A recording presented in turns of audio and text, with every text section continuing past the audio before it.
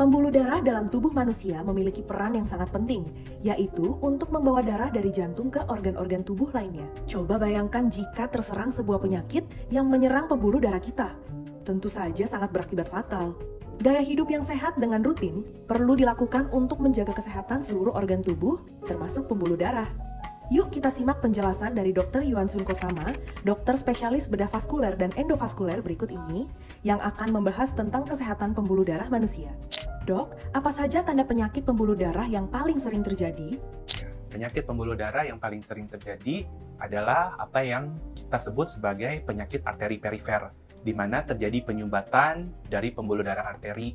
Akibat penyumbatan itu, maka aliran darah terutama ke ujung-ujung jari baik tangan maupun kaki mengalami penyumbatan, mengalami penurunan aliran, sehingga pasien paling sering mengeluh adanya rasa nyeri di daerah ujung-ujung jari atau tangan. Dan juga disertai dengan warna yang berubah menjadi kebiruan atau bahkan kehitaman, kemudian rasa yang dingin kalau diraba, kemudian pasien ketika beraktivitas, dia berjalan sedikit, aduh, sudah rasa nyeri kakinya. Nanti ketika dia beristirahat, baru kemudian nyerinya itu akan menghilang.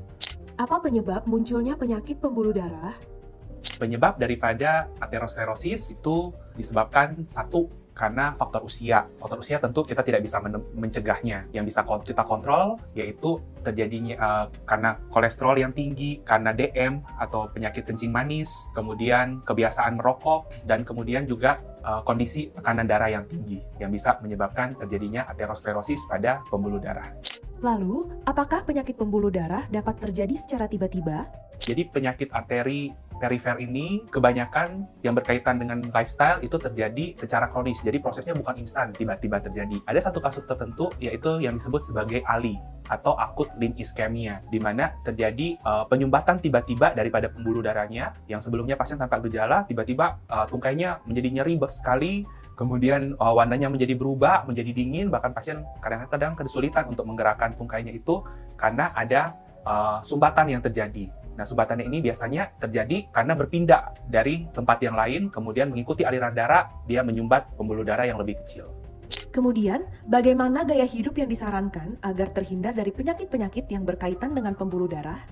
Tentu saja gaya hidup yang sehat ya. Gaya hidup yang sehat ini diartikan bahwa kita mengontrol semua faktor-faktor risiko yang berkaitan dengan terjadinya aterosklerosis atau plak pada pembuluh darah. Jadi kita harus kontrol. Kalau misalnya kita tahu keluarga kita, orang tua kita, paman, kakek nenek kita punya riwayat darah tinggi, maka sedari dini, sedari muda rajin untuk kontrol tekanan darah ya. Kalau tekanan darahnya cenderung di atas 120/80, itu harus hati-hati. Mulai ada kondisi prehipertensi. Jadi harus kontrol secara rutin. Bahkan tidak jarang pada beberapa pasien, kalau tekanan darahnya itu sudah melewati batas prehipertensi, maka dia sedari muda sudah disarankan untuk minum obat untuk mengontrol tekanan darahnya. Yang kedua, yaitu kita mencegah, yaitu sumber masalahnya itu adalah daripada makanan yang masuk. Makanannya seperti apa? Jadi seperti makanan yang kadar garamnya tinggi, makanan yang kadar gulanya tinggi, makanan yang kadar lemaknya tinggi, seperti misalnya goreng-gorengan, makanan yang bersantan, makanan yang jelas terbuat dari gula atau tepung-tepungan yang kita konsumsi berlebihan. Jadi kebutuhan badannya hanya berapa, tapi kan enak nih, dihajar melebihi kebutuhannya. Ini akan menyebabkan terjadinya dapat memicu faktor-faktor risiko terjadinya penyumbatan pada pembuluh darah arteri.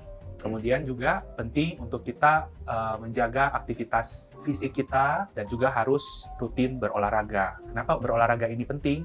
Karena berolahraga ini akan membantu untuk mengontrol tekanan darah, dia akan mengontrol juga dia akan membantu untuk proses pemakaian daripada gula darah, kemudian juga dia bisa membantu untuk menurunkan kadar kolesterol di dalam darah. Sehingga penting, sesibuk apapun kita, sempatkan diri untuk berolahraga. Olahraga tidak perlu ribet, bisa dilakukan bahkan di dalam rumah atau di dalam kamar kos sekalipun. Ada olahraga-olahraga yang bisa kita lakukan. Targetnya yaitu setidaknya minimal adalah 20 menit kita berolahraga. Sekian pembahasan mengenai penyakit pembuluh darah yang berkaitan dengan gaya hidup.